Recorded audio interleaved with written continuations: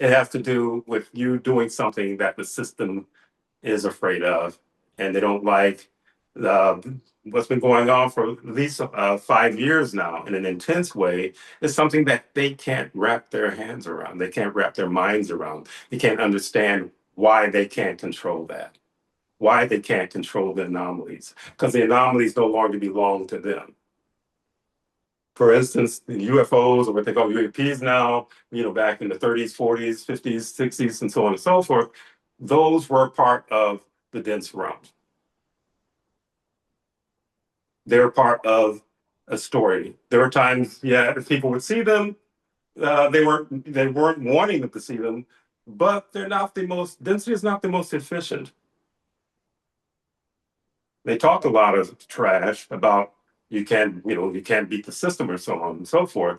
But the reality of the matter is that if your mind is in the right place, you can override whatever the system is throwing your way. You can even go into their system and manipulate how things go around you.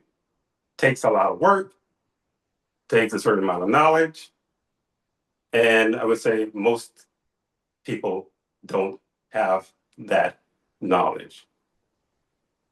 Anyone who's out there and they're bending spoons and whatever kind of stuff they're doing, these like parlor tricks, I call them, they're backed by the system. They get promoted.